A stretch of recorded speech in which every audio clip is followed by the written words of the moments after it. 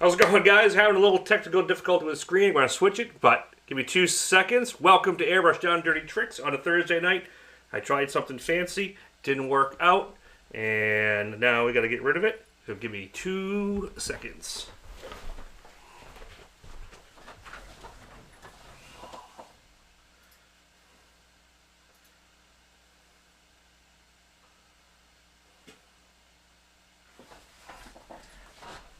There we go. I think we should be good now. Yeah, alright. Something was stuck in the tech. Alright, what do we got going on tonight, kids? Happy Thursday. Today is March 6, 2025. Just blew my ears off. Is it super loud? Is it peaking? Let me check. Let me drop it down if it's too loud for guys. Did you hit it with a sledgehammer?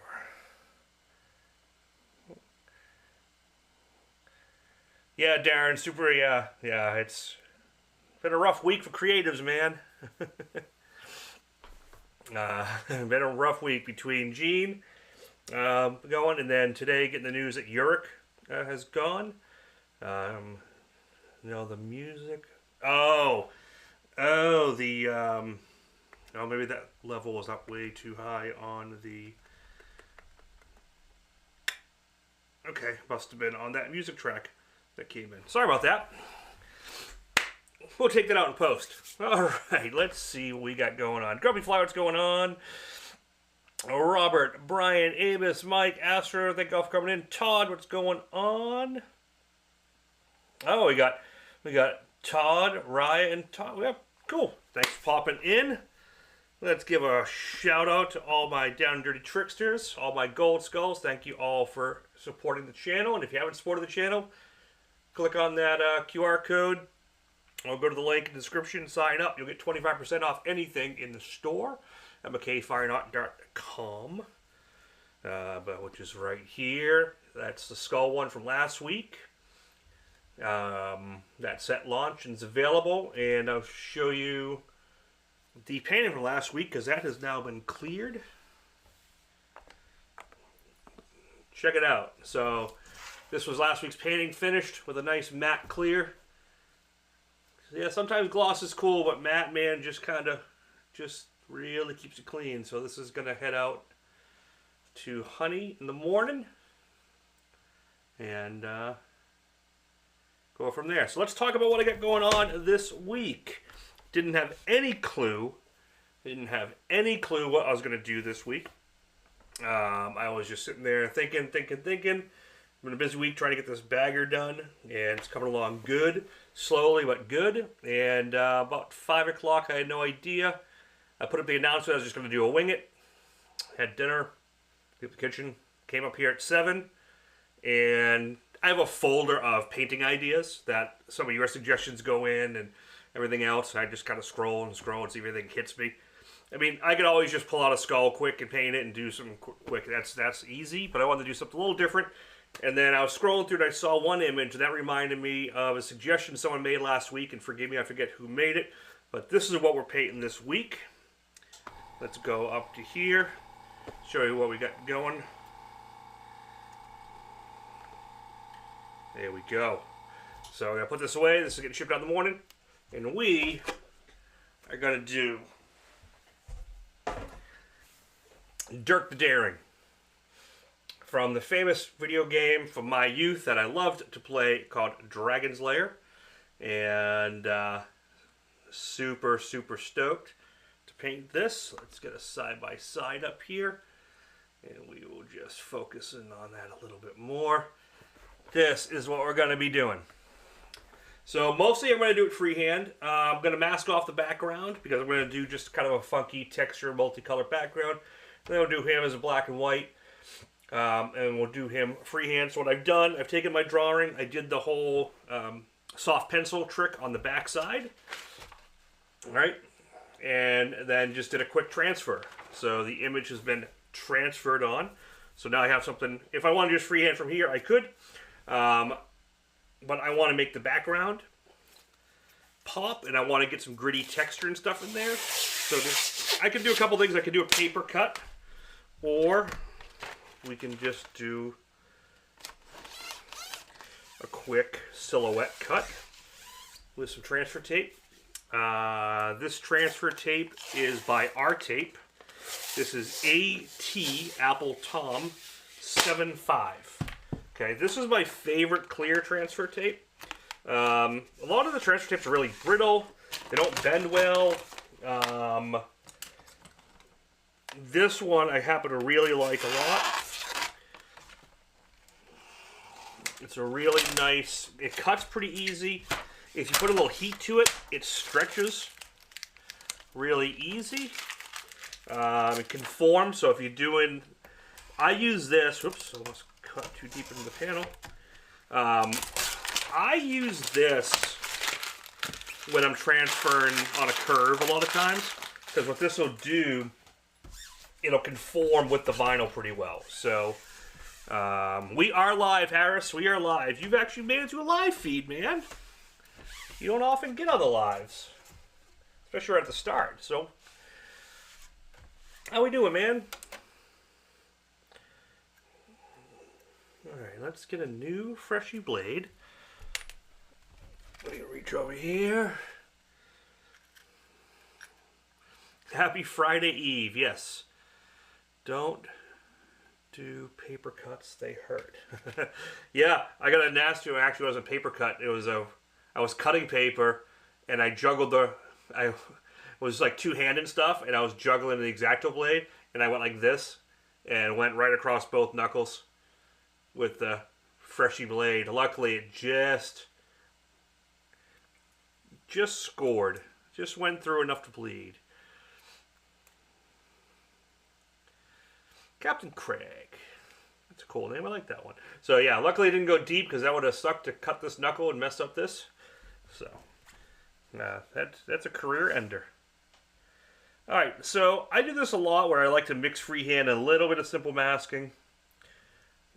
And I'm going to do a full color, like, if you've ever played or seen Dragon's Lair, there's a lot of like colorful backgrounds and stuff. Don Bluth just had a really amazing way of using bright colors like greens and fuchsias, magentas and purples, but keeping it really dark in a really dark setting. So I'm going to attempt to do that with this. And like I said, I could just do a paper cut version where I just use the magnets like I did last week on the rose. But I want to do some grit and maybe some, water splatter and stuff like I did. And that gets a little messier and tends to get all over the background. Oh, yeah, no. Was out in the shop afterwards, cleaning up, got a little reducer, was cleaning up other stuff, got some thinner, isopropyl alcohol on it. The good stuff. It's like the old saying, rub some dirt in it. In our field, it's rub some lacquer thinner in it.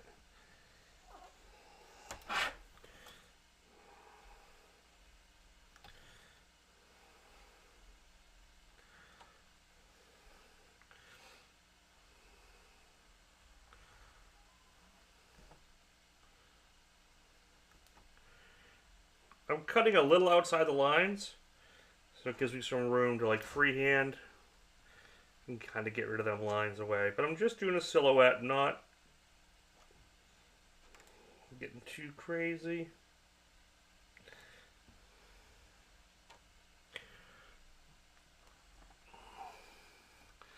Reminds me of why you don't.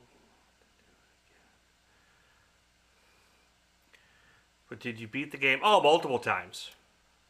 Oh, the game's not hard to beat. Built it, probably beat it hundreds of times. Once you know the patterns, I mean, it's really just a memorization game to get through the story. Is kind of what it is. And a friend of mine, actually someone who taught me a lot of airbrushing in the early days, he was an addict on this game, man. And he had Dragon's Lair 1, Dragon's Lair 2, and Space Ace in his house. He had bought them and restored them, and so he could actually play it through both of them without ever dying because he played it so much. I got to the point I could do it pretty well without dying. Maybe dying a couple times, but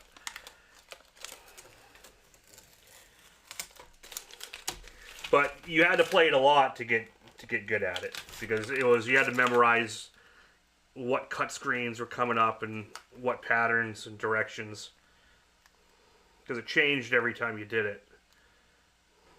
Like, it wasn't always the same opening screen. It was like one of 3 opening screens and then a few other ones.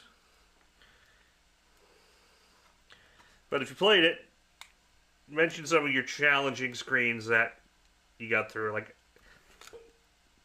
the horse riding one was always tricky, because if you didn't get it right, there was so many combos.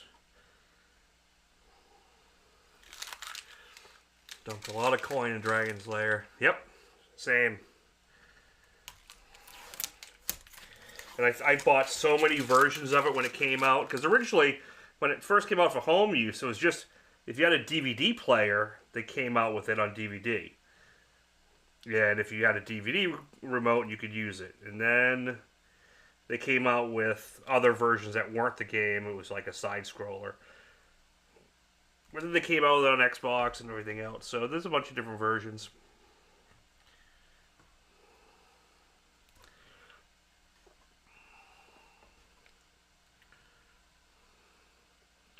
But I always love the cut screen. I've never actually painted anything from this. So someone suggested last week, and then I was going through my library of ideas to paint, and I saw there was a thing of Daphne from the game, the princess there, and that reminded me that someone said Dirk. So I figured, what the heck? I spent lots of times in Aladdin's castle playing this damn game. Yeah, so simple, quick, doesn't take too much. I'm gonna make sure I got everything where it kind of sees through. And I'm gonna go right here.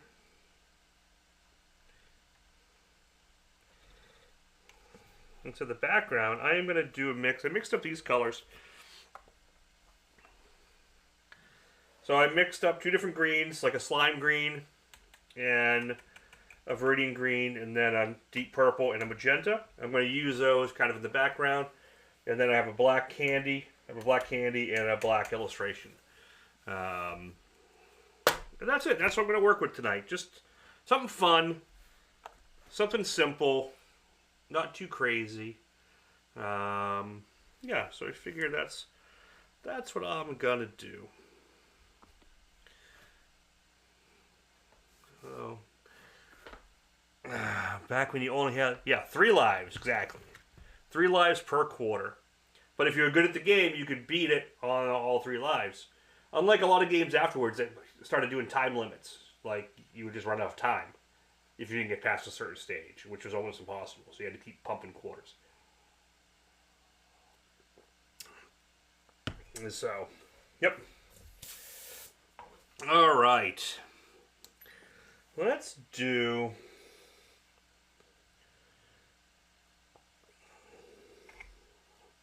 I think I'm just going to do that kind of fantasy. I want to do green on like this side.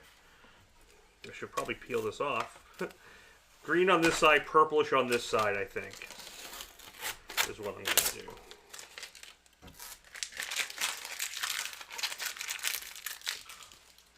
Sound like a plan? Sure. And you know what? We'll give it... I haven't used this guy in a while. And I'm using the opaque. So I'm going to swirl, then I'm going to spray some texture and grit out of it. And if I come back in with this, it's just... I don't know, I want something simple. Maybe I'll ghost a few skulls in there depending on time. Who are we painting tonight? This is Dirk the Daring from the 80s video game Dragon's Lair. This is one of the kill screens, the death screens. So I came up with this at 7 o'clock tonight. When I was talking to you earlier, I had no idea what I was going to paint. But you asked me if I was doing a feed. And then I was scrolling through my catalog of stuff and said, hey, this will be cool. And light and fun and, you know, not too crazy. So. And if it comes out like meh, no big deal.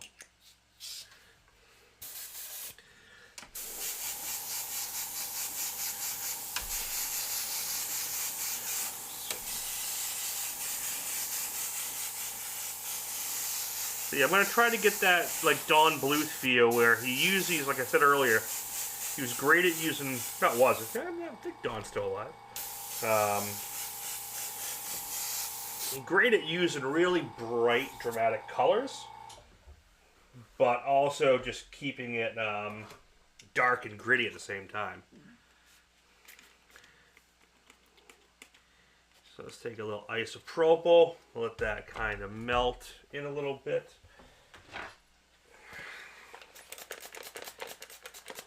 I didn't fill my water up here, and I should have. Oh, I have water.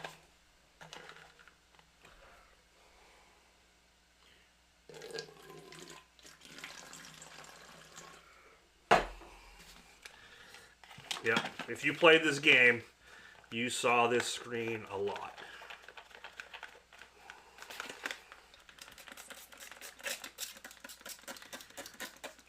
So do a little water. And let that kind of eat itself a little bit. We'll just see what happens.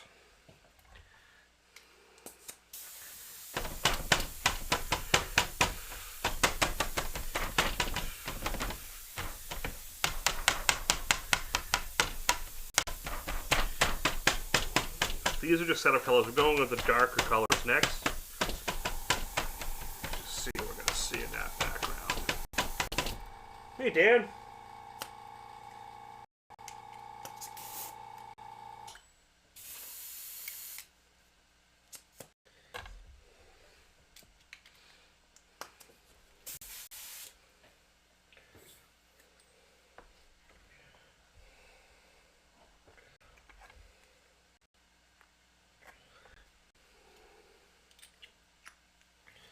Alright, so I'll get some purple in here.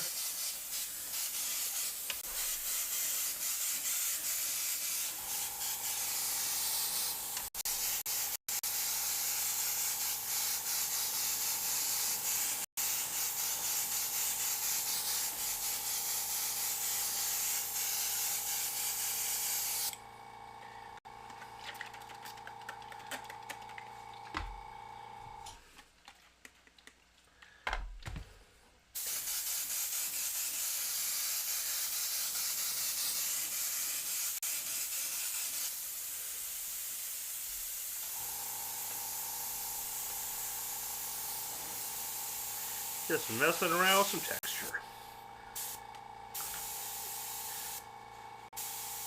Not to be confused with Dirk Diggler.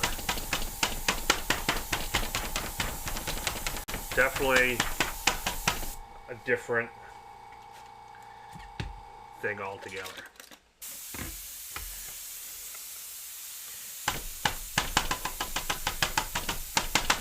Like I said, Bluth was really good about having these kind of creepy textures and grit. And I know the kill screen was always black with the little skeletons going, but I remember the castle scene, like the background and the thorns had a lot of like purplish magenta feel to it. So I'm just kind of bringing that into it. And that's what I feel like doing.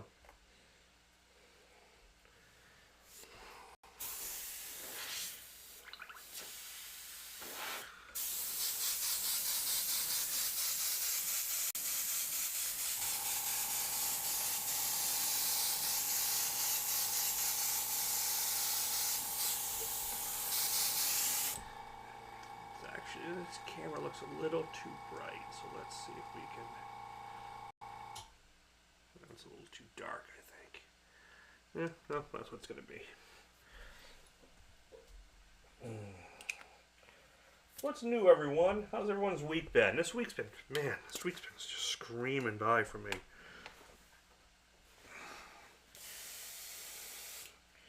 Getting ready for Adepticon in a few weeks. That's coming up, so that's going to be cool.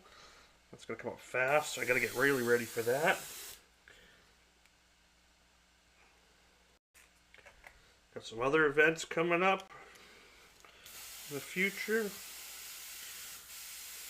that I can't talk about. Talked about a couple, actually. So...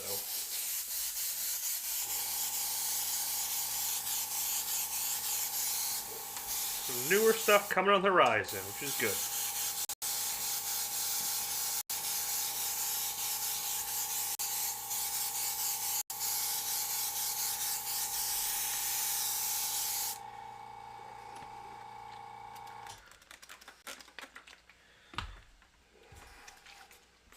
I've been really into, probably because of this bike I'm doing, I've been really into like grungy backgrounds and stuff lately.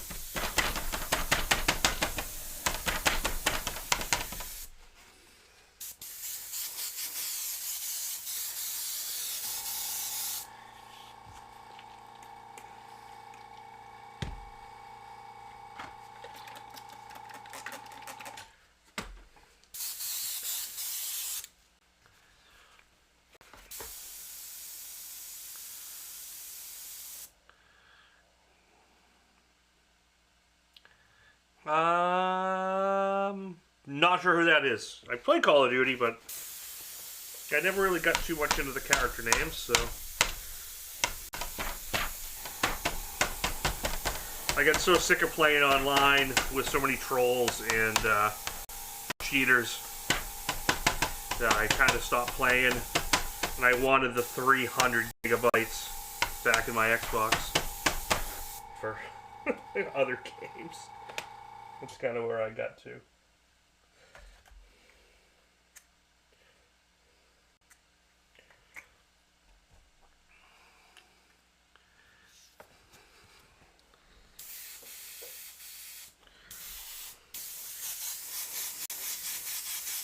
Add a little black into this and just get some dark. The background's just gonna be simple.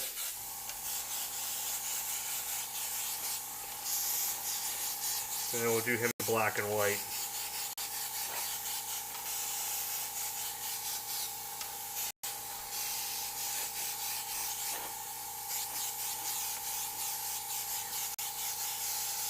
And maybe this is gonna look stupid. Who knows? At this stage, I have no idea.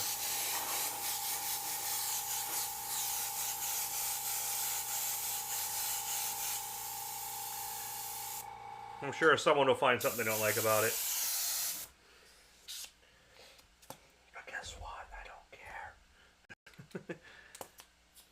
Oh yeah, Elden Ring's got great characters.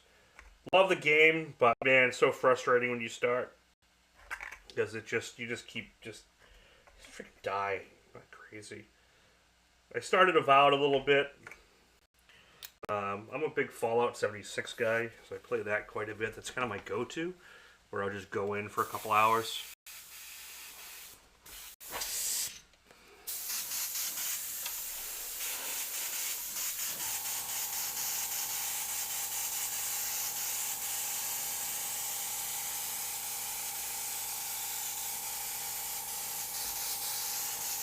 What if I should do some, like,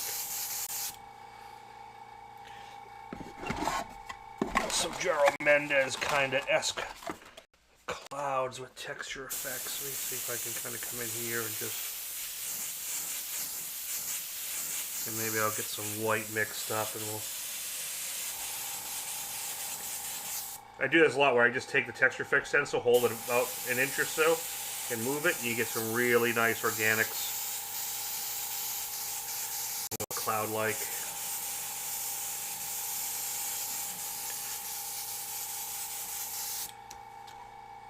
And Let's get some white mixed up here, some thin white.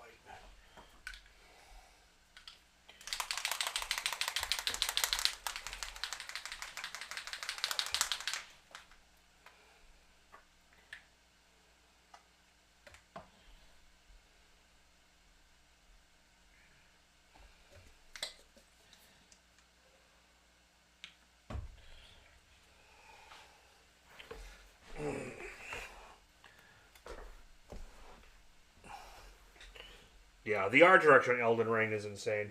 It's great.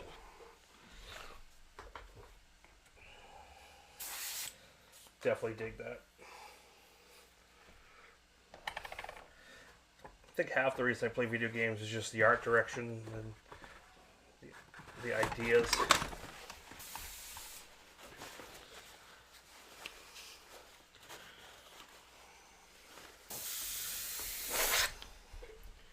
I'm just going to mix that into what's left of my purple I dumped out so I don't have to kill too many airbrushes. And we'll do some clouds. Happy little clouds. Happy little clouds.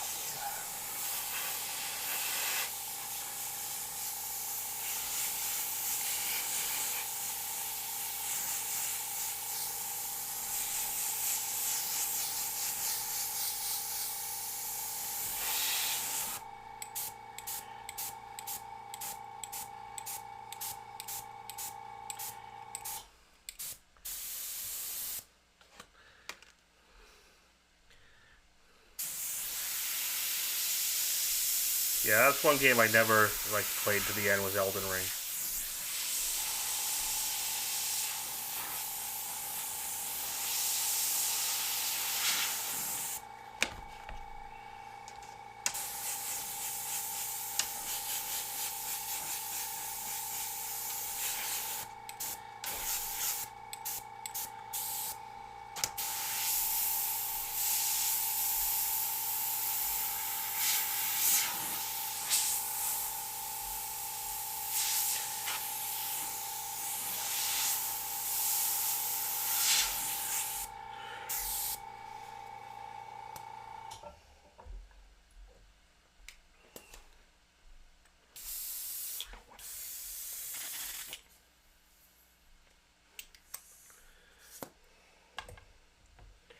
Yep, I've always loved games. Ever since Pong. I was super little when that came out.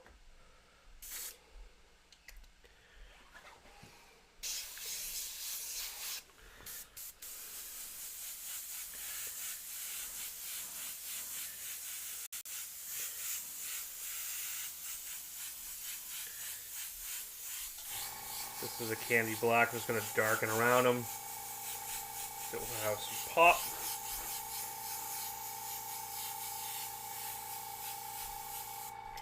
And we'll get some grit in here too. What the heck? Just pull the trigger back and let it splatter.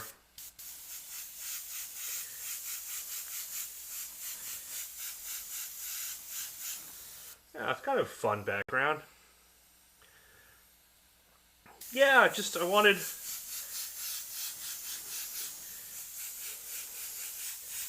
So I'm not great at complex backgrounds. Like, I like just keeping backgrounds simple. You know, and then letting the foreground piece take hold. Oh, we got a little bit of bleed through there. Wasn't careful. That's probably with isopropyl. Isopropyl thins it out so much that it can bleed pretty easy, so I'll manage that.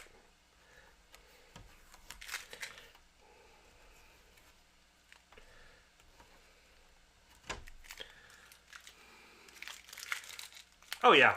Yep, I actually have it over there hooked up right now.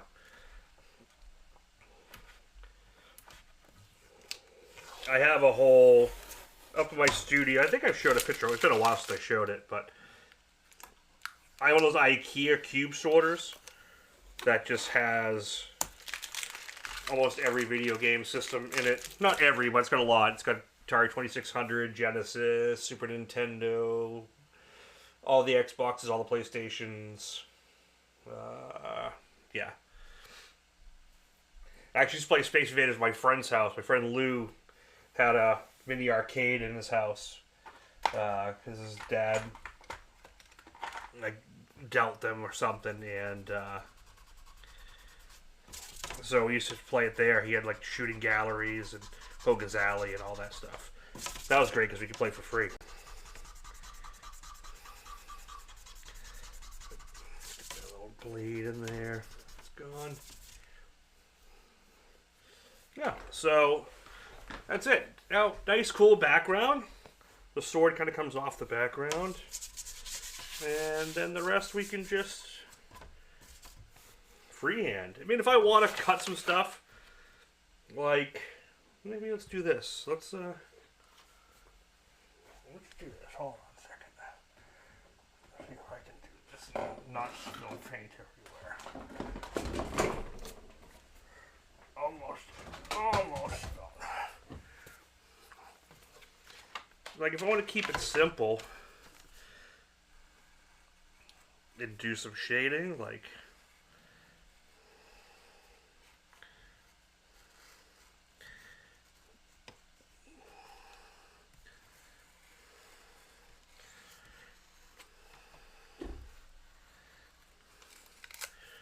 Mike Manning, you are the man.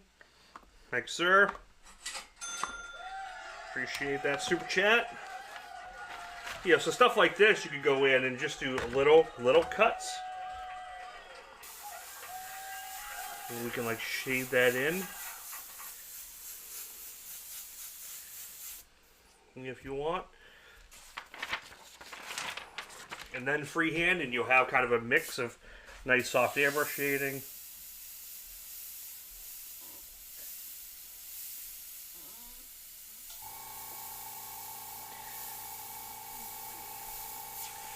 This brings me back to my t-shirt days. Nothing but net. Working at the malls and beaches, painting shirts.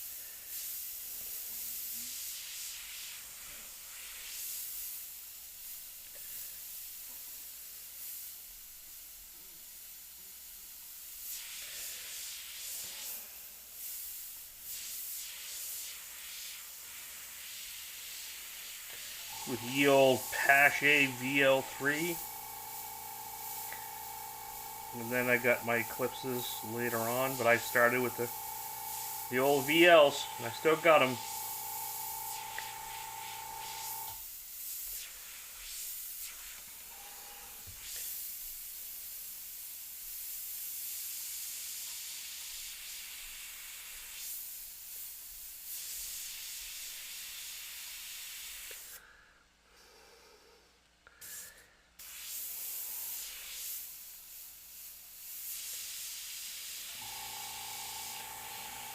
Yep, that's where I got my start. That's where a lot of guys got their start. It was a great way to learn brush control, man.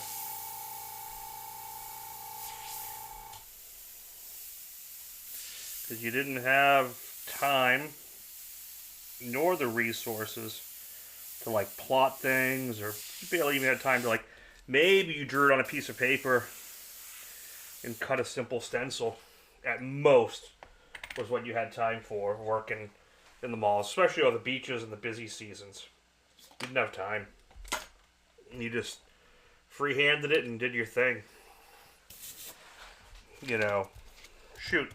I don't even know what year the shields came out, but I know I didn't really use them or know about them until later, like just to be able to do stuff like this.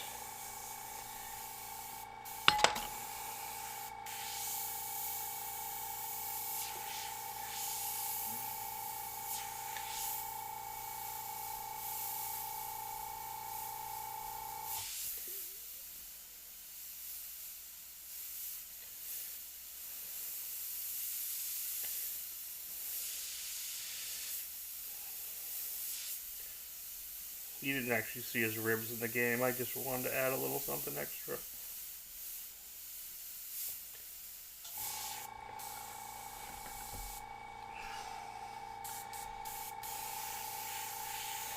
And this was like what we would do when you were sitting at the malls and you had nothing to do. You didn't have any orders, especially like in the summer months in New England. If you were at a mall and not at the beach in New England,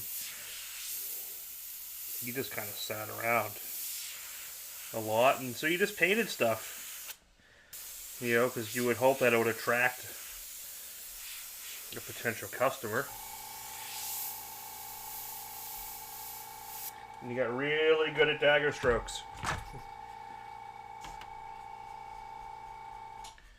Couldn't do that on t-shirts. There was no erasing.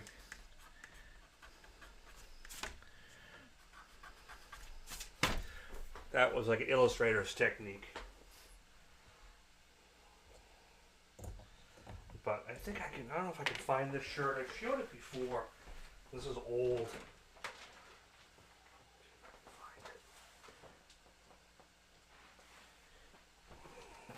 Yep.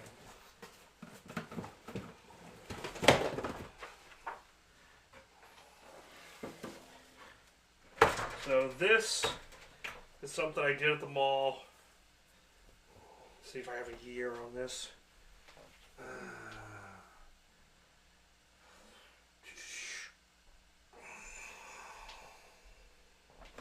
So I did this at the Medical Glen Mall in Medford sometime in the 90s.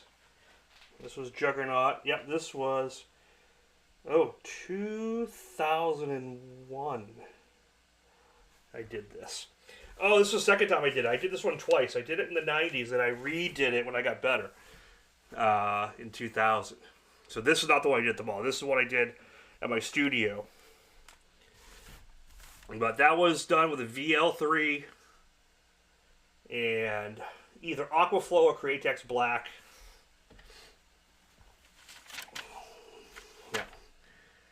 Well, good old Juggernaut. As well as Todd McFarlane comic. And it was stuff like this I used to do a lot just to get good at trigger control and black and gray. So, yeah. That's an oldie. It's an oldie. Probably one of the best things to practice, at least that was for me. Because you just can practice brush control with something like that.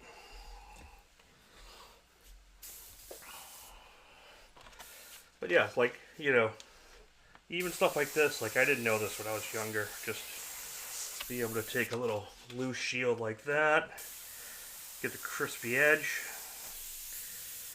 You know, you'd always have some jack ask, oh, there's a stencil. Why are you using a stencil? There's always one. You still get those guys from time to time.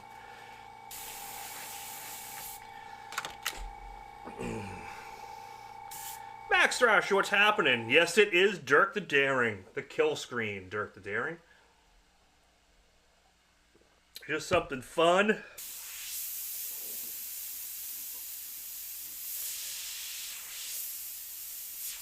Oops, I'm getting a little.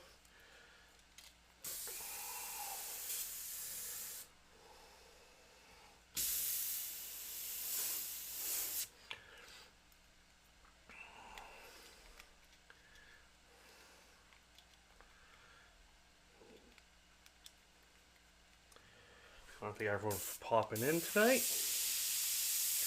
Don't forget to like and share this feed. Keep more people coming back.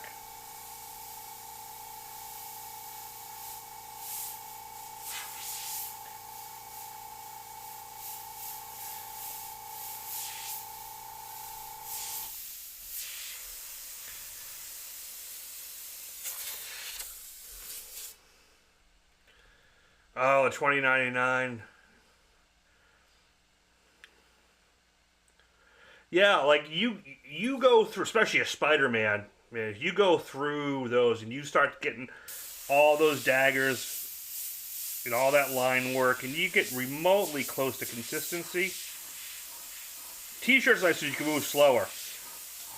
Metal panels like this, you start running into like bleed, so like these little quick daggers, you gotta move a lot faster than I did on t-shirts.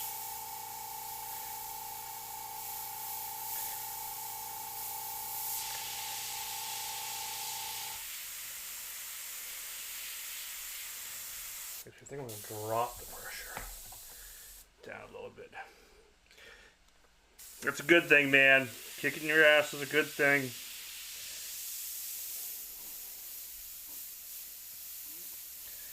It's like when you learn a guitar or piano or anything, you got to go through all those freaking drills, man, and just get good at it. So it becomes second nature, to the point where you can't explain how you get nice fine lines or details. You just do it. You know, your brain just knows how to do it, and you just do it.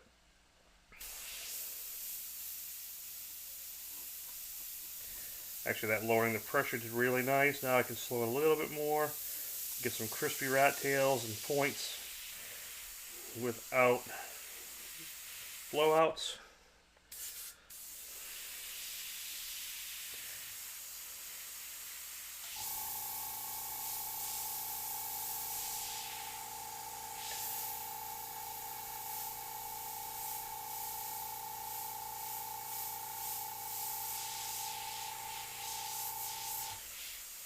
Yeah, a little extra reduce. Now I can get those nice blend fades. And just have fun with it. I wanted tonight to be loose and fun and just something different. Like I said, I was just gonna do the quick skull and just pull out something and paint it. And I had a little bit of time, not much, but I just did a quick drawing. Handle blowouts in what way? If I get them on metal, like see there's a little blowout right here. On t-shirts, you're done. You can't do anything about it. On this, if I want to get rid of it, I can come in with the eraser and just kind of erase that blowout out and turn it into a little highlight, and that's fine. Really, the key is try not to get them. Move fast, and just like on t-shirt basics or airbrush basics, start moving. You want to start your motion before you pull the trigger. So if I pull the trigger and move, watch, pull the trigger and move, you get a heavy spot, okay? If I move then pull the trigger, you get a smooth stroke, okay? So watch that again. If I move, it's round. It's a nice dagger stroke, right? Because I'm trigger, then move. Now if I move, you almost get a double rat tail, see? You're pointing on both sides and you don't have the ball. Cheap canvas is fine, man. Paint the canvas, base coat it first. You know, don't just paint on the raw canvas. Put some gesso down, or if you're using Createx, take some gray or white and just roll it on or brush it on if you don't have gesso. I do it a lot where when I'm doing water-based, I just take Createx sealer, you know, the auto-borne sealer, and just pour it on there and roll it, let it dry. Now you have a different tooth. The paint will bond better to it. It won't skate through the fabric as much. So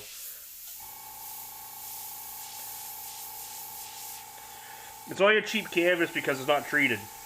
You know, put a nice gesso down or prep it, and it's a nice surface to work. You want it really smooth, gesso it. I know guys, I remember Jonathan Pantaleone was saying he was doing this painting, and it was on canvas, but he likes painting on super smooth, and he literally gessoed it like 4 times and sanded it with 600 in between, 800 in between. By the time it was done, it was pretty much like smooth illustration board. Well, it was as smooth as a metal panel.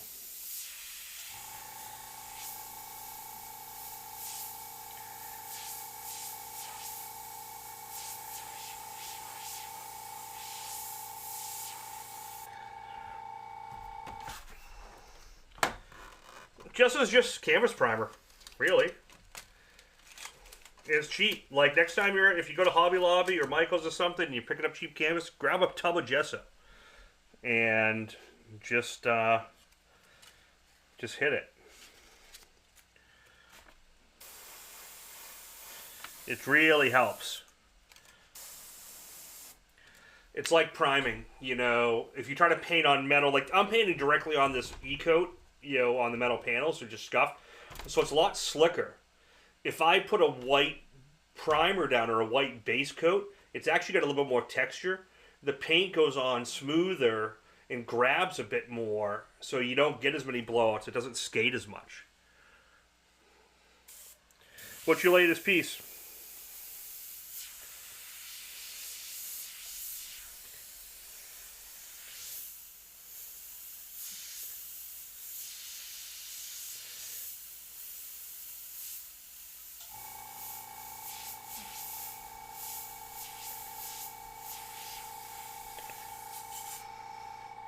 Let him pen what's happening.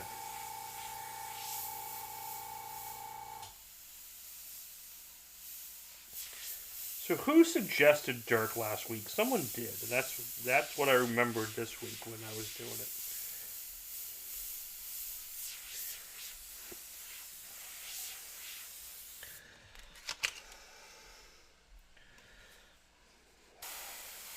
The nice thing about zombie heads, if you're just doing that simple, gritty texture splatter background, it's all you need. You don't need anything crazy.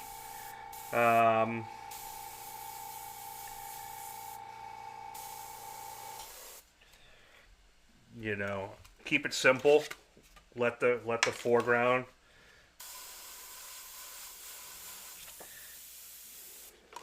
come out for you.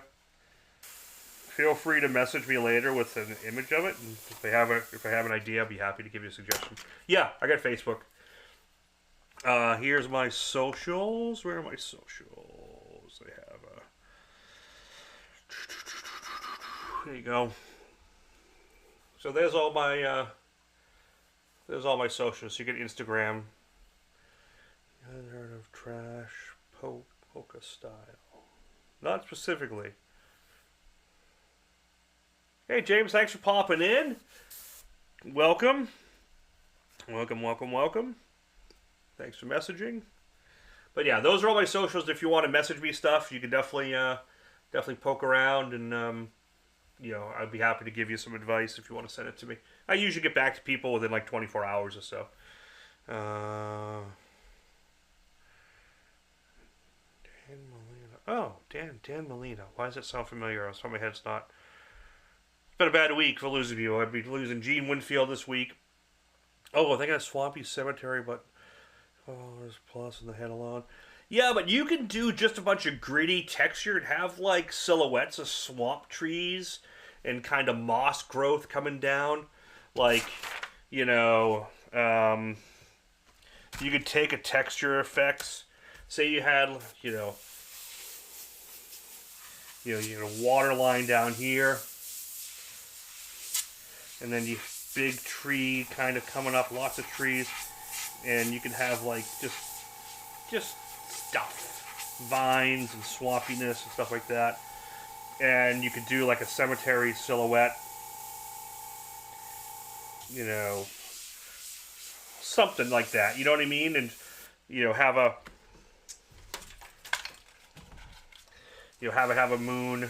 moonlit, like just edge lit. Something like that, man. All you need to do, just throw some splatter in there, have it really dark to the sides, frame it out. Like, you know, if you had something like that behind there, depending on the color values and stuff, you'd be great. Oh, Smooth Bristol's great to practice on.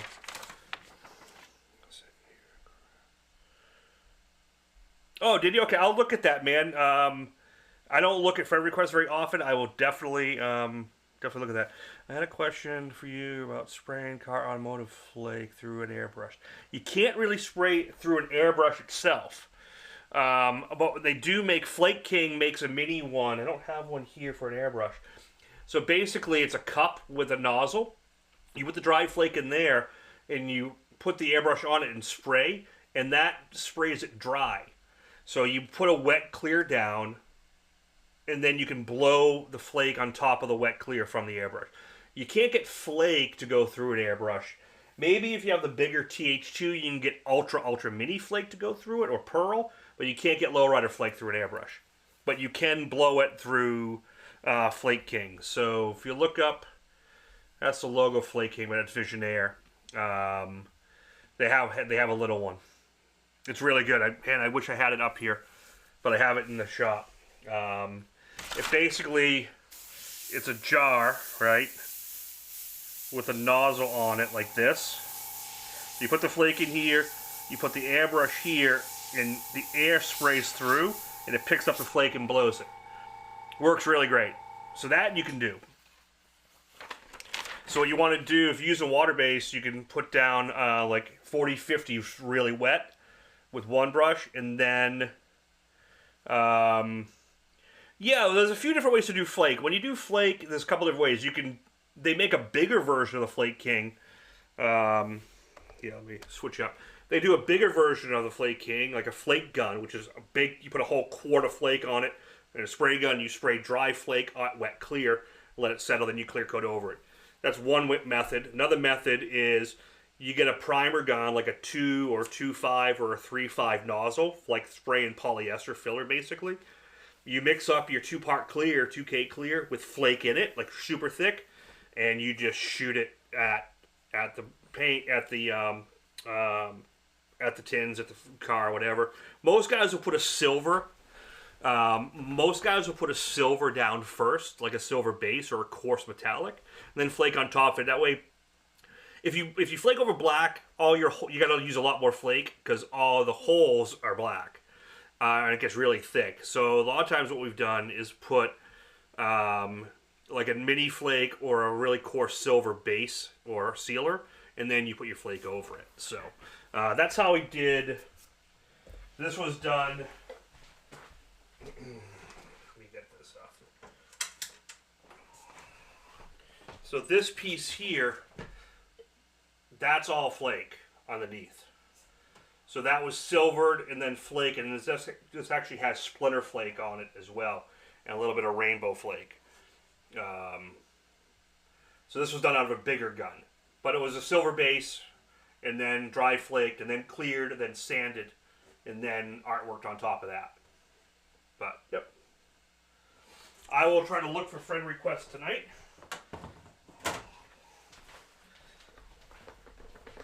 Half the time I don't look anymore. Mike, thank you so much for that. Really, really appreciate it. Give you a big thank you for that super chat, my friend. All right, let's get back into it. Switch back up to the cameras. All right, yeah, 2-part. Yeah, no, I always use a 2-part. I watched a video. I'm not going to say the brand, but like, oh no, just use regular base coat. It's much better. Blah blah blah blah blah. And it's really freaking it's a really bad idea. I don't care how durable your base coat clear is. If you put too much flake in base coat clear, the flake to binder ratios get so squirrely that I've seen it happen a bunch of times where you do it, it cures out, and after like a week or so, it kind of settles in, and the base coat shrinks a little bit because you sprayed it super wet with that dry flake, and then you mask on top of it, and it delaminates and peels off. So I don't recommend doing flake in regular base coat. I really don't. I would do flake in a 2-part, in a 2K clear. Every time, hands down. To lock it in. It's just safer, especially when you're doing that much. Yeah, the clear is more, but you know it's even more when you have a problem and you have to strip it back down. It costs you 10 times as much. So just, you don't even have to use expensive 2K clear, realistically. Just a good quality, decent quality 2K clear to carry that flake. Or even to carry the flake or to stick the flake to. So if you're going over the top, like dry flake on wet, you could probably get away with the base coat a little bit more. But I don't like the idea of mixing it together. That's just me. Rob, what's going on, man?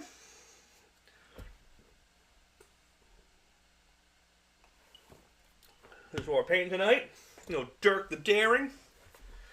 Was it you who suggested last week? Someone suggested last week, and we have yet to figure it out, unless I missed it.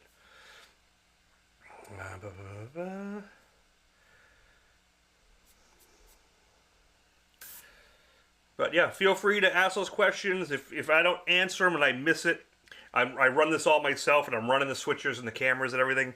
My daughter's away at school, so I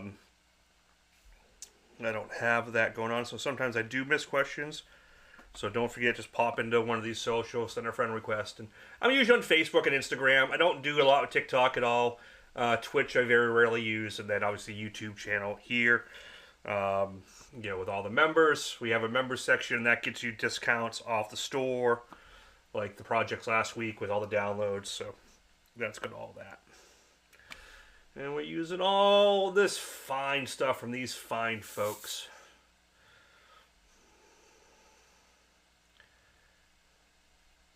Yeah, man, I just played the hell out of this game. It was just absurd. Yep.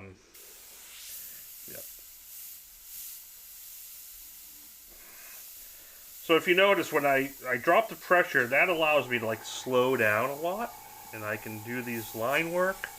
Let me just go to one. I'll just go to this cam. Let me zoom in a little more. And we'll focus it up really tight so you can see what I got going on here. There we go. Teeth. So, if you watched last week's, I did teeth, and that had the masking involved. So, super easy when you got masking. Now, when you're doing this, so it's really hard to see. Let me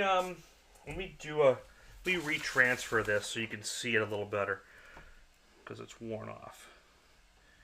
So you can just see where all the teeth are. And I'll show you my approach.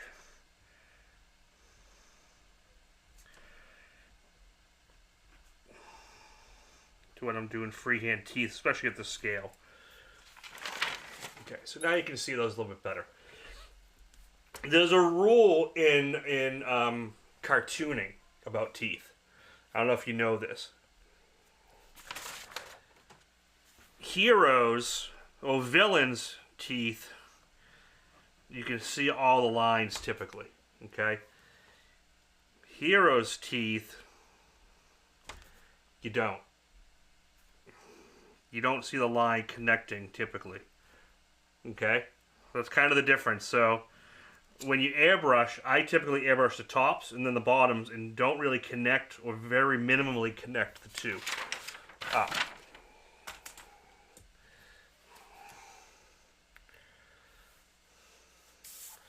Yeah, but there's nothing wrong with using shields. So it's fine in a balance. Like go in, like little stuff like this. If I wanted to tighten up that eye a little bit and find a curve like this, well, let's find, yeah, nose bridge, okay? So I'm going to say I want to use that nose bridge. I'm going to take the top of this and just going to carve it. Get a little crispy. There's nothing wrong with that. There's nothing wrong with it anyway, but... So you mean that little bit, you can just tighten it up. Alright. I'm going to do the chin, the cheekbones. Now we're going to do the teeth, okay? Alright, you got to get this working. James, I try to as much as possible. Like I said, when my daughter's here off school break, I can focus a little bit more, because she'll usually field me the questions a little bit. Or she can manipulate the cameras when I'm doing this, but everything's a tool. Exactly. Well, sometimes I'm a tool. Okay, so when you're going to get into doing teeth, I usually find an area to start painting first, like a little detail to make sure I'm good. See, I'm getting ready doing that. And now I'm going to come in and I'm going to start.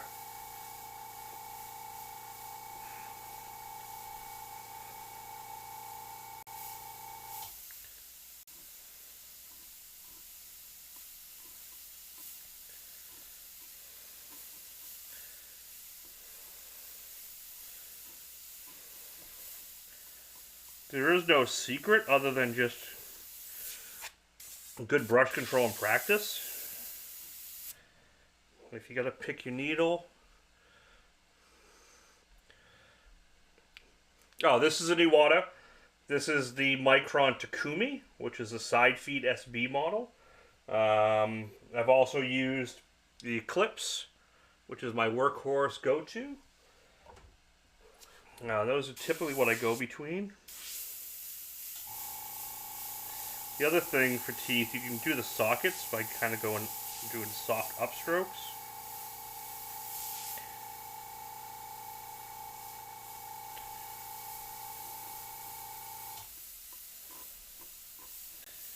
But yeah, there's no secret other than just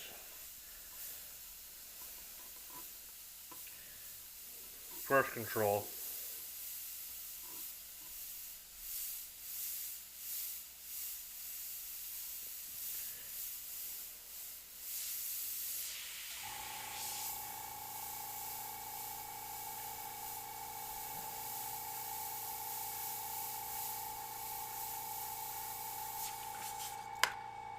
I mean, you're zoomed in like super on it, so it looks, a little blowout here, a little blowout there.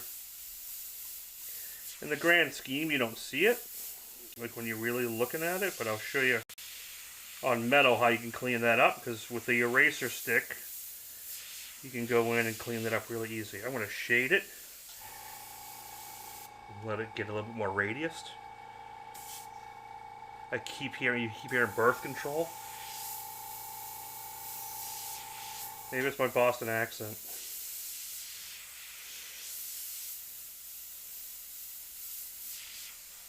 A little shading, see, that kind of cleans that up. But then you can go in with an eraser stick like this. So when doing fine detail,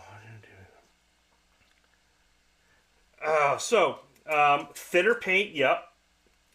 It's a balance of, so I was at high pressure to start, but I want to slow down a little bit. So I dropped the pressure, because at higher speed, at higher pressure, I was getting blowouts with the thinner paint.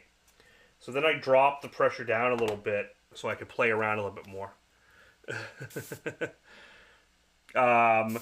So again, like, and it's also, I don't pull and then move, because it's how you get that.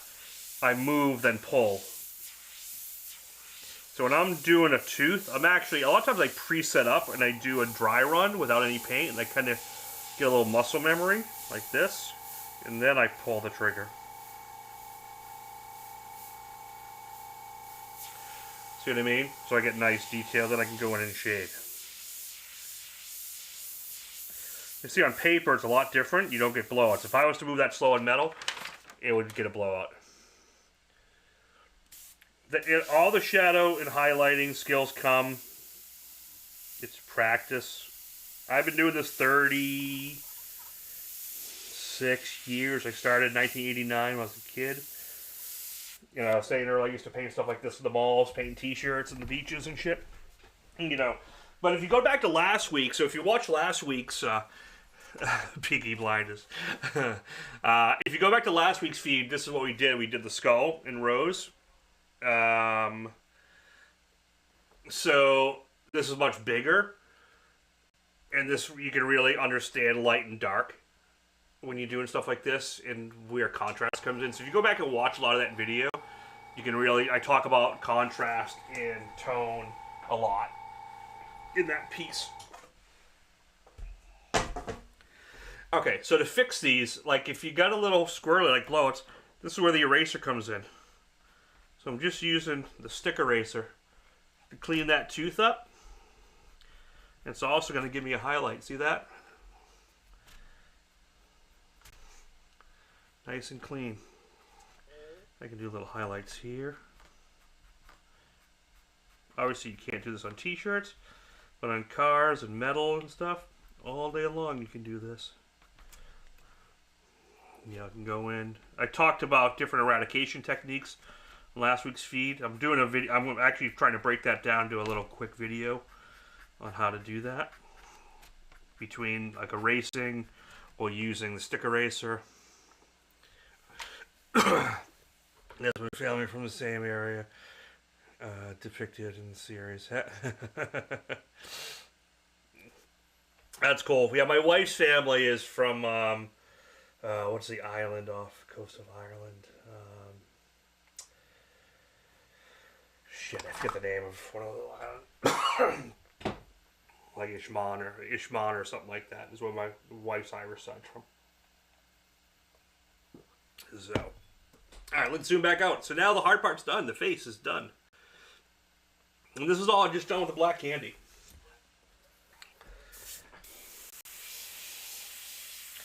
So once that's done, now I could just freehand. So now, you asked about pressure. Now I'm moving a little faster now because I'm doing bigger areas. Now I'll go up in pressure a little bit. So I can move a little faster.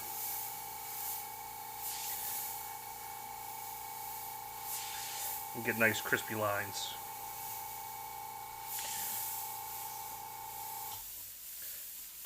Because if I go too slow on these long lines, they're going to get jagged.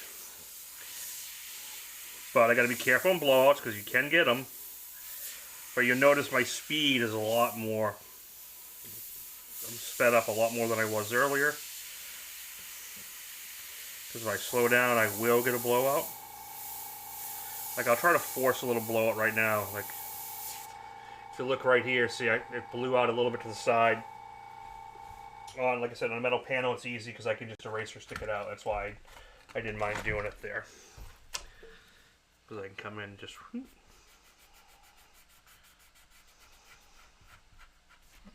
But I'm trying not to do too much of that because I want it just freehand.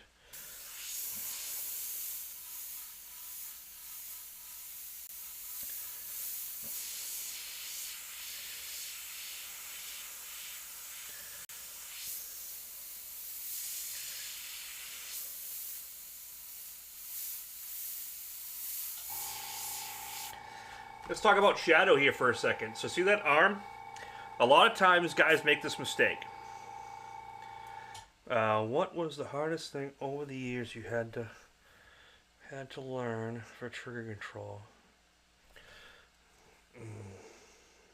How from the pain? How far from? What's the hardest thing? I don't know. When you start to get into skulls and stuff. And I remember when I was doing the Walking Dead, bike, and if you go to thinairgraphics.com, let's see if I can pull it up here. The Walking Dead bike, and that was years in, so my freehand control was really set, but this one really pushed it for me on a bike. Let's see here. Thinairgraphics.com. Let's see here.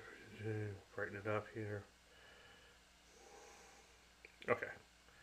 So if I go into gallery, go into the gallery, drop down, theme bikes. So the Walking Dead bike. This bike here, there's so many pieces to it, little details. But the one that I think challenged me the most, I forget his name, was this part right here. Okay, so this face was, in reality, that small. It was as small as my thumbnail. And I got full render, detail, and shading into it between erasing techniques. And that was really one of the super challenging pieces. So if you go on the website and poke around, this has so much to it. It was a whole theme bike that I did that featured just so much on it. Yeah, so you can actually see it better on the left-hand screen. Just tons of detail. Lots of little stuff. Yeah, and it's just a matter of practice, man. Like I said, doing t-shirts and stuff at the malls and just practicing stuff. It's like learning an instrument. The more you do, the better you get, the more comfortable, the more it becomes second nature. Knowing when to bring shields in like this to kind of create a thing. So look, I'm just going to go in here and create a little shadow. Super simple.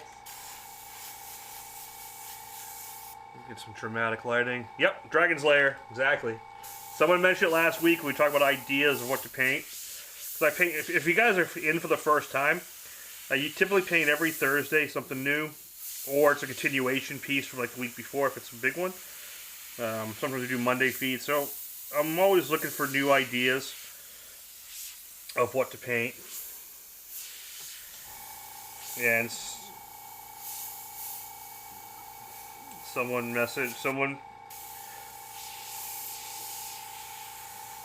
mentioned Dragon's Lair, Dirk the Daring, and for some reason I remembered it this week, and yeah. But yeah, getting back to like developing freehand, it comes, man, but it's like playing an instrument. I equate it, and I suck at music. I have no musical ability. My father did. My brothers did. My sister even did.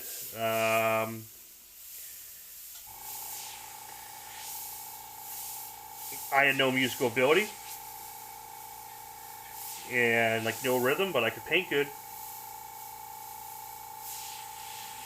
And it's just practice. It's the same how you see someone play a guitar and they can just finger pick notes like effortlessly like this without even thinking. They just dance on the keys. And it's just hours, man. It's just hours of doing it and dialing it, and you get a feel for it. Airbrushing's hard, man. Even like I've trained professional tattoo artists who learn airbrush. I've trained fine artists in how to use airbrush. I've trained conservators who are great. And the time with airbrushing, it's the only art form, realistically, that has no tactile feedback, meaning you don't get feedback from the surface. When you touch a brush to canvas, you can feel it, or brush to metal, or pinstriping brush. Anything like that. Tattooing, there's a feedback to the skin and the bounce. Watercolor, whatever, there's a drag. Airbrushing is the only one you get no tactile feedback at all. So you can't even say it's by feel, because it isn't.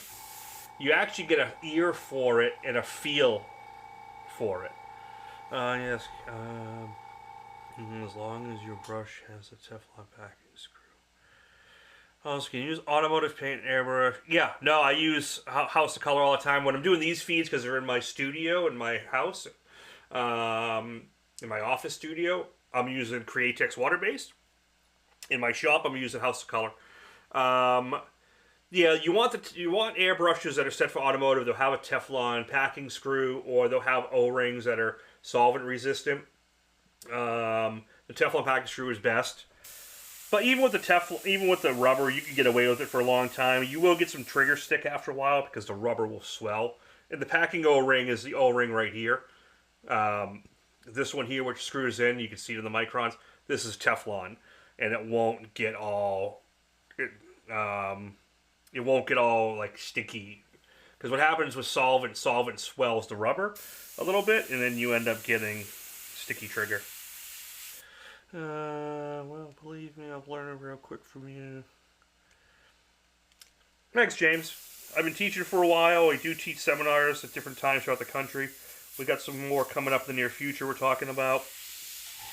A big one next year is going to happen for me. I'm going to be at Adepticon in 2 weeks out in Milwaukee and teaching airbrush basics and then a master class on tabletop and mini. That's another page that we're going to be working on soon, which is the tabletop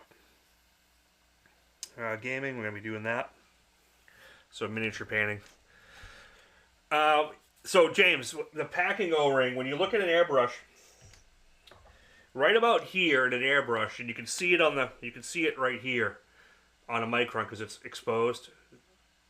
There's a O-ring, a seal right here in the body, right here where the needle goes through, and it rides back and forth. So the paint's in here, right? And that O-ring keeps paint from blowing back into the trigger body. So there's an O-ring right here. If you look at a map of an airbrush, there's an O-ring right in the middle. Cheap airbrushes and Chinese knockoffs and Temu brushes use shitty rubber. And what happens is that rubber dries and cracks and swells with solvent especially. And then your needle sticks. When you pull the trigger back, it won't return right. It spits and it's a mess. high quality airbrushes, especially like Wada, H&S, if you want to use a Teflon, they either use a Teflon solvent resistant Teflon rubber O-ring or an actual piece of Teflon in here to create the seal. Oh, cool. Yeah, I'm going to be in Milwaukee on the 26th, 27th, 28th at Adepticon. And I've actually never spent any time in Milwaukee, so I'm looking forward to checking out the town. So yeah, that's where the O-ring is. So good airbrushes have a solvent-resistant O-ring here, which is just better. If you have any water, you're fine. If you have like a modern Badger, Grex, H&S, I think Krios as well, you should be fine. Some guys prefer rubber O-rings because they don't think it's smoother, and to them it might be. I like a Teflon O-ring, but I paint with a lot more solvent than a lot of guys, so it's a preference thing.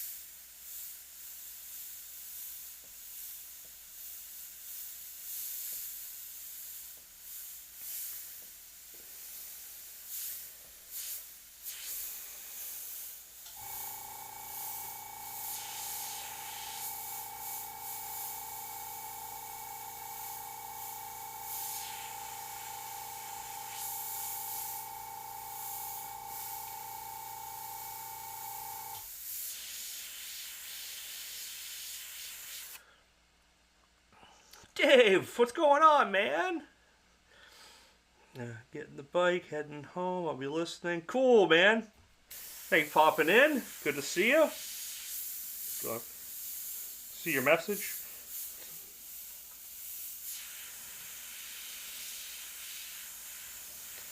Yeah, I almost did a Uric tribute piece today after hearing the news that he had died.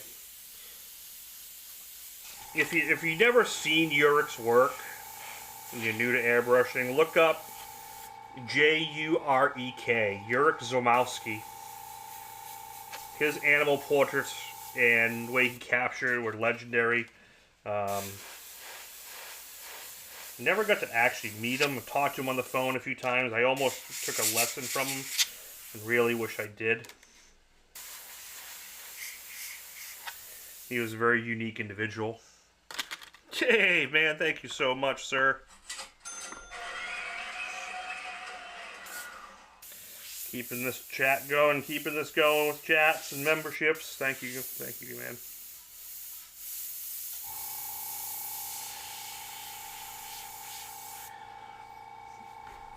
Yeah, I'm digging the way this is coming out. It's fun. It's fun. I'm actually going to zoom out on this one a little bit more now. Yeah, what if we're in the beginning with just simple background, nothing crazy. Fun little painting. Oh, this is actually good because I did get some blowouts here. If you look really close, I'm going to see if I can zoom in here. There you go. See, I went too slow and the paint was really thin. See those blowouts? You know, if I move faster, I won't get them. Now, I can do two things at this point. I can cry like a baby. I was going to use a different P word, but I'm not going to do that and get dinged. Or if you're on a metal panel, use the eraser. Watch, come in. And I can simply clean that up. And gone. Said no, no. So all that crap wouldn't stick to them.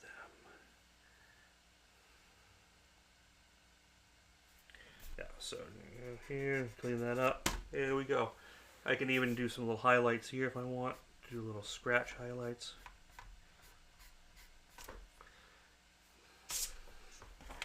Simple.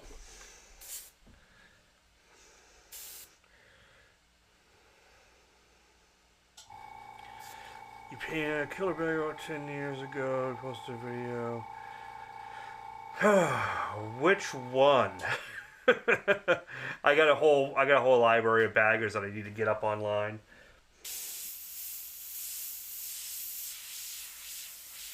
I just don't have time to keep the website like loaded with pictures, and I gotta just do it, but it's always something.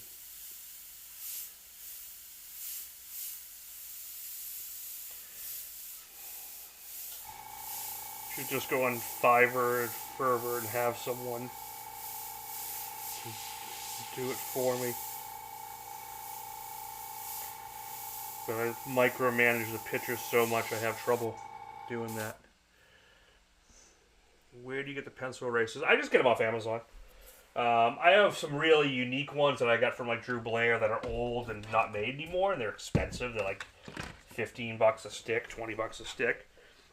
But you can get Faber-Castell. Just look up typewriter erasers or ink erasers, eraser sticks. Rogue says, even if folks respect. But oh yeah, man, how's it going? I work on salvage auto parts. Got all the sheet metal I ever want. There you go. Practice on metal. Oh, I was going to talk about drop shadows earlier, and I got sidetracked. So see right here, a lot of people would do this. They'll follow the item, and they'll drop shadow like that, which looks okay. Okay, see how that shadows that? But that's good if the bone is flat. Bones are radiused. I'm going to use a stencil to show you. Now I'm going to make it look rounded. I'm just going to use this and just tap it. That little bit of curve.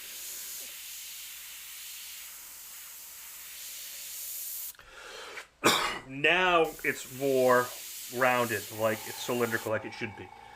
So it should curve around the shadow. Like here, same thing. The shadow should have a little curve to it. And it's going to create a better drop.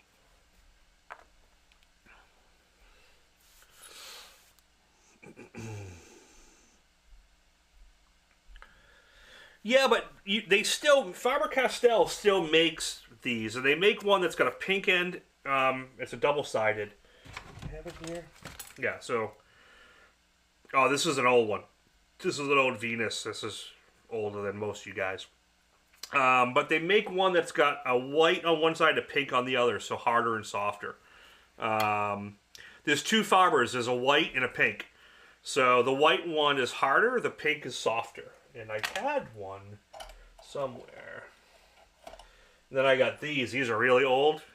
This thing is like a freaking brick. You can hear it. This one scratches. So this is, again, this is super old. I got these off eBay, like vintage. Use it on the wrong thing, go scratch right through the base coat. But the Fabers work well.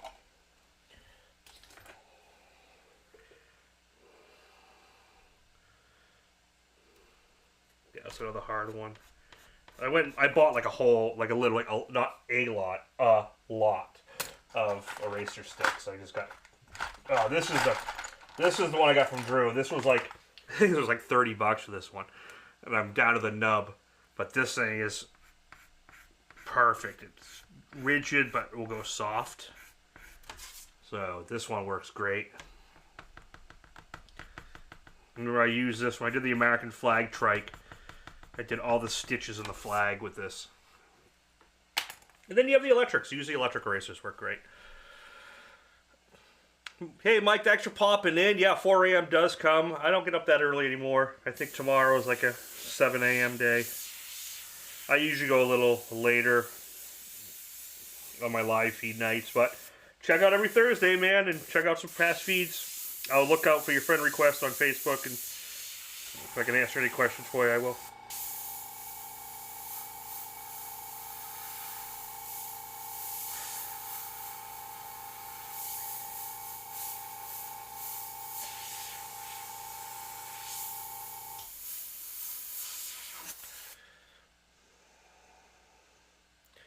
What paint company? So the paint I'm using here, this is all Createx. Cratex is my main line water-based. My solvent-based is all House of Color.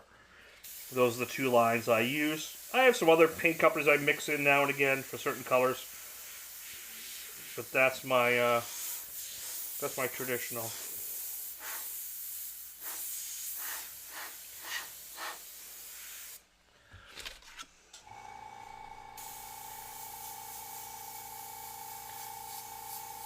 That is my go-to.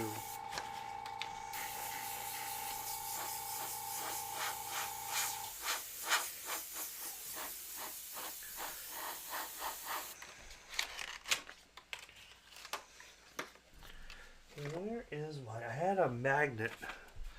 I could keep this propped up. Let's just use this. Keep that up a little higher so I can get into here.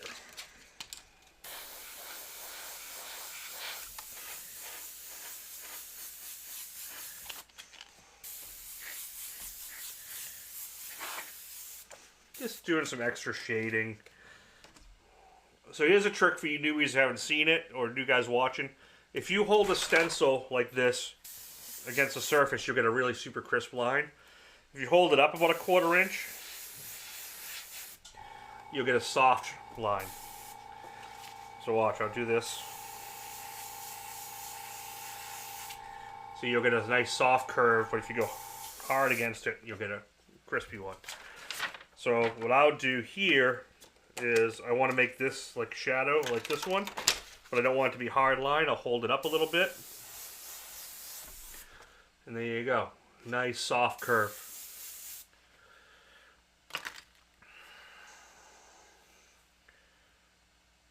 Yeah, I'm in the same boat. Like I've used and I've worked with other companies on candies, and a lot of companies have come out with some unique stuff in recent years, but House of Color just always, I always go back to it. It's always the richest.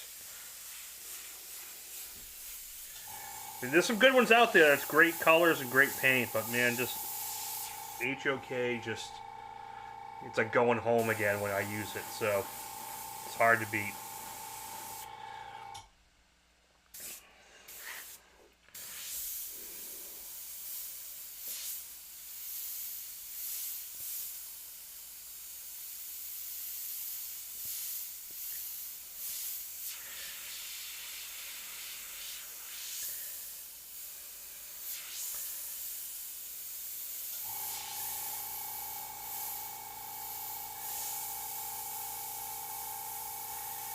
Like this reference image is right from the game pretty much.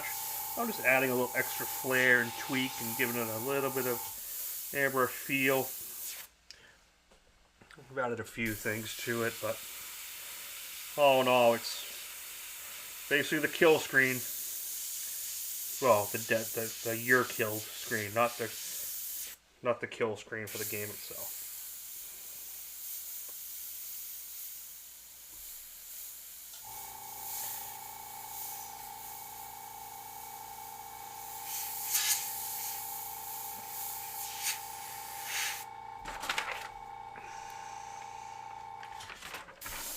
Oops, messed that up. That comes down here.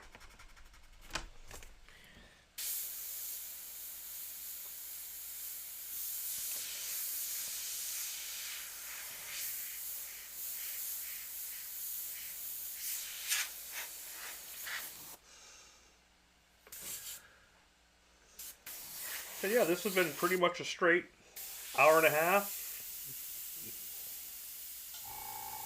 Start to finish. I did the line work sketch at 7:30 and transferred it. So this is a 2-hour total painting at this point.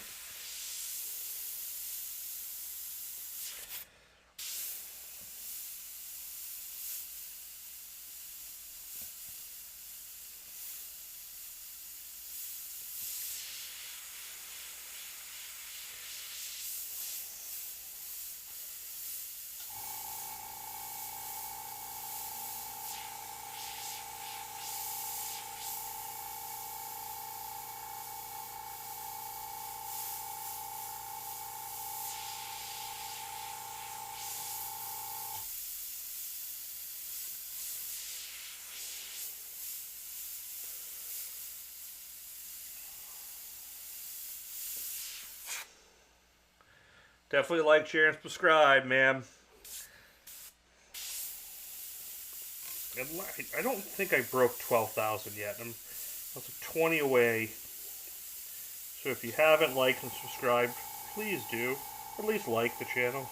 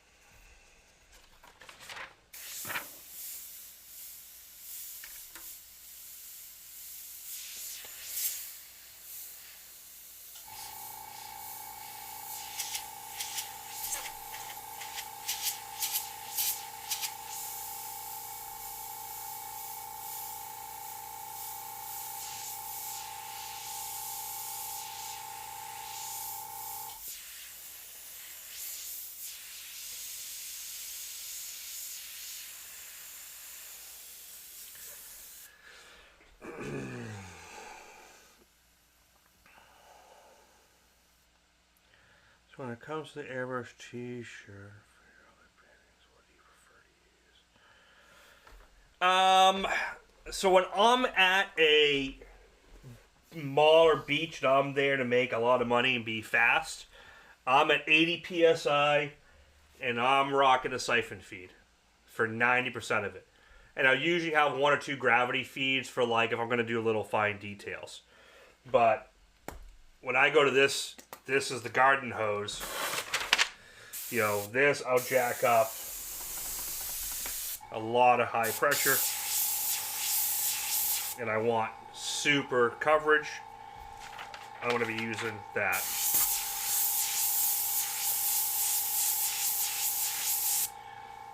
So yeah, I'll use a gravity feed. I'll use a siphon feed for a lot of that. I always keep a few of these around. These I just keep painting them all the time. I never clean them out. And I'll go months and I'll spray my primers on my model kits and stuff like that. So I still keep a couple of these in line. If I'm doing one single t-shirt and it's super detailed for a customer, I'm probably going to use a gravity feed and focus on the detail more and more, realistically.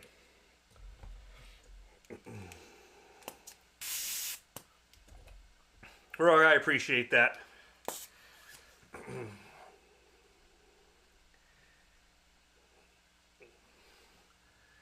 There we go. We're pretty much done, kiddies. This is a fun, quick painting. This is available if anyone wants it. Bids start at $200. It'll get cleared and shipped out to you. If you're within the U.S., it's $20 to ship.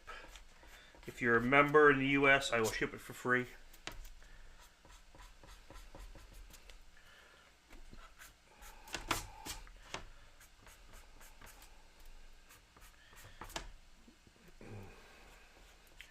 And I'll just go in and do some erasing.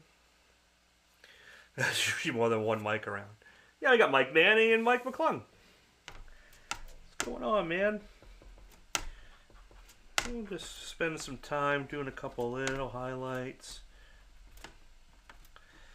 Making it cool. Found the video of the back. Oh, the Biomech one. Yeah, I was actually just pulling photos of that the other day. I don't know if that's on the new site or not. I don't think I put that on there yet. Yeah, I love that bike. The yellow one. That was up for sale. A short time ago, or like he called me and said he was going to put it up for sale. I don't know if it ever did. I love the way that one came out.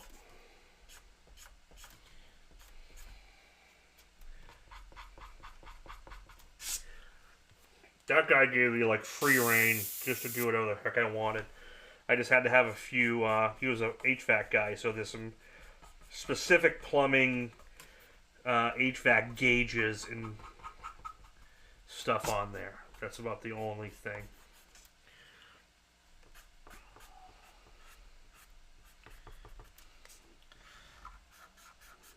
Yeah, I pretty much always lose track of these bikes. Like, I'd love to know where the Walking Dead bike is now. The guy who owned it sold it and then regretted selling it. Then it came up for sale again. We couldn't find it.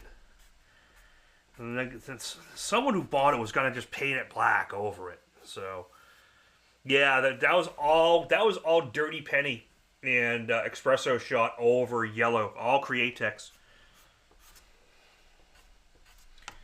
That was Createx sealer all the way up. The only thing that wasn't Createx was the final clear.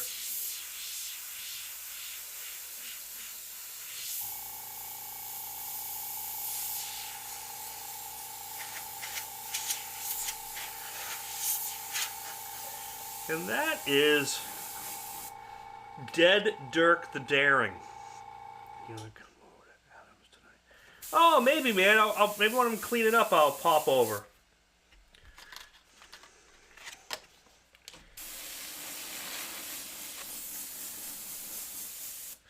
And check out what he's got going on. I got to do some feeds out in my shop at some point, some bike parts. Just so I won't be able to have all the camera switching and stuff, which I guess a lot of you guys will be fine with, but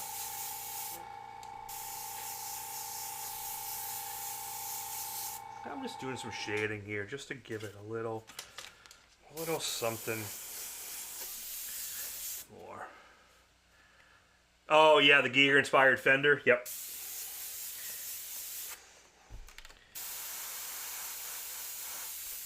And that bike was insane too. Motor was built up. Everything was really, really, really done right on that bike.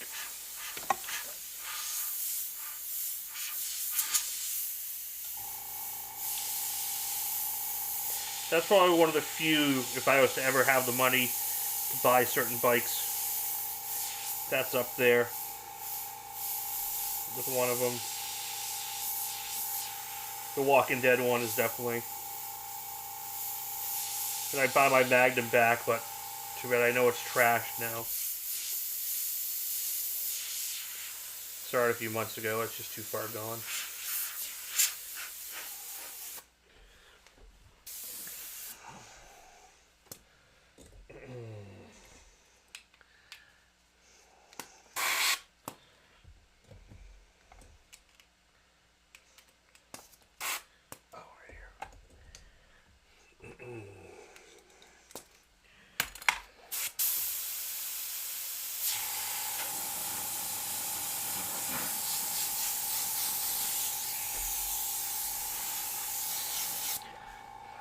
Found them. Oh, yeah. Was that the first piece you bought, was the Octoskull one? I drew a new Octoskull the other day, actually. When I was distracting myself from work I was supposed to be doing.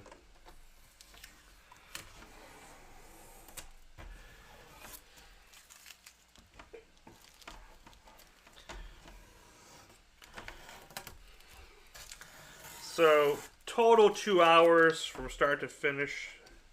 I'm pretty happy with the way this came out. So, whoever suggested something from Dragon's Lair, that is off the checklist.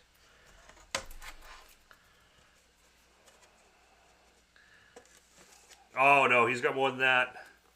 Grumpy RC Flyer.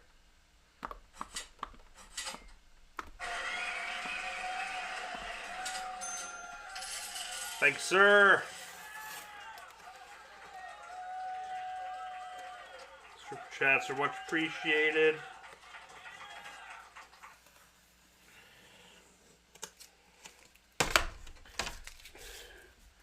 I like to just have the blade sticking out just a little bit. And we'll give you a little separate drop shadow. Just to add a little depth. And have a little of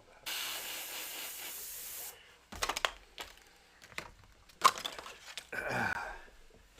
And that that's it, kids.